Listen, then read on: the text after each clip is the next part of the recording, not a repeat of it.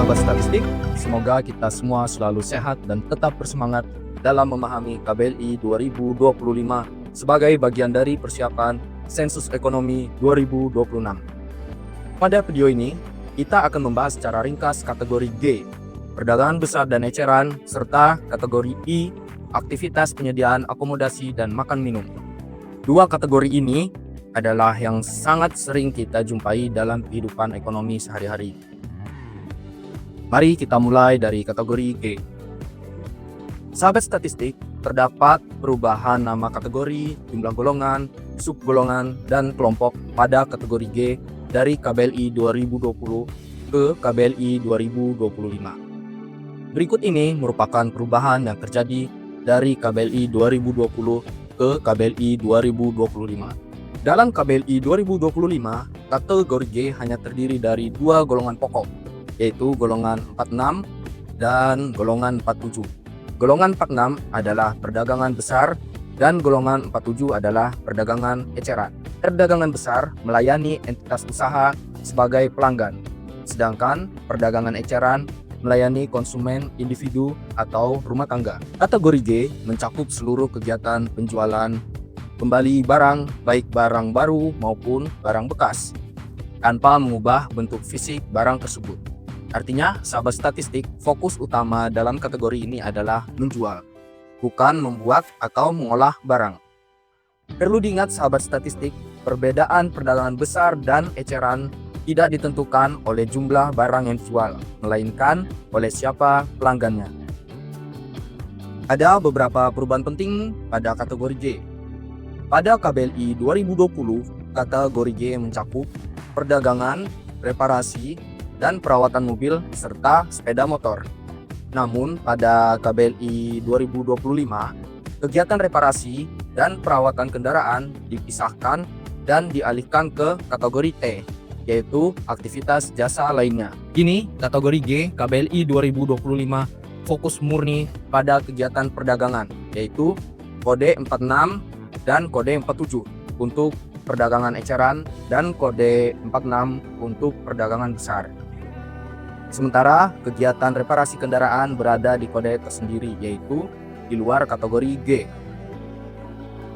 Contoh kategori G yang cukup banyak ditemui di Kalimantan Tengah antara lain pengepul kelapa sawit, distributor beras, warung sembako, apotik, penjual sayur eceran, dan lain-lain yang masih banyak lagi.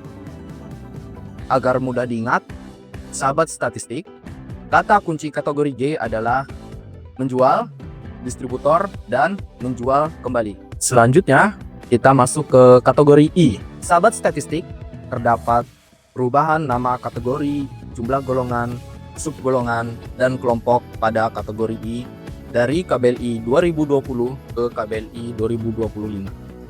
Berikut ini merupakan perubahan yang terjadi dari KBLI 2020 ke KBLI 2025. Kategori ini terdiri dari dua golongan pokok, yaitu golongan 55, penyediaan akomodasi, dan golongan 56, aktivitas penyediaan makan dan minum. Penyediaan akomodasi mencakup penginapan jangka pendek kurang dari 1 tahun, sementara penyediaan makan dan minum mencakup penyajian makanan untuk dikonsumsi segera, baik dimakan di tempat, dibawa pulang, ataupun diantar. Ada beberapa perubahan penting pada kategori I, yaitu aktivitas hotel bintang yang sebelumnya satu kelompok dipecah menjadi 5 kelompok berbeda. Selanjutnya, ada akomodasi jangka pendek non-hotel yang dipecah juga menjadi beberapa akomodasi non-hotel yang lebih spesifik. Selanjutnya, klasifikasi restoran dan makanan keliling juga mengalami perubahan berdasarkan jenis usahanya menjadi berdasarkan sifat bangunan atau tempat usahanya.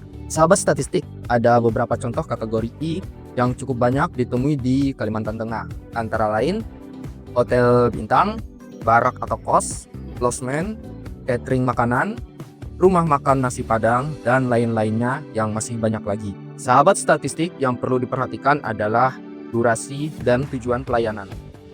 Jika kegiatannya menyediakan tempat menginap sementara atau menyajikan makanan untuk dikonsumsi, maka itulah kategori I. Agar mudah diingat, kata kunci kategori I adalah penginapan, hotel, penyajian makanan, rumah makan, dan catering. Sahabat statistik, memahami karakteristik kategori G dan kategori I sangat penting agar kegiatan usaha dapat diklasifikasikan secara tepat, konsisten, dan sesuai dengan KBLI 2025. Dengan pemahaman ini, kita dapat menghasilkan data ekonomi yang lebih akurat untuk mendukung keberhasilan sensus ekonomi 2026. Terima kasih sahabat statistik. Mari kita kawal bersama langkah besar ini. Sensus ekonomi 2026 milik Indonesia.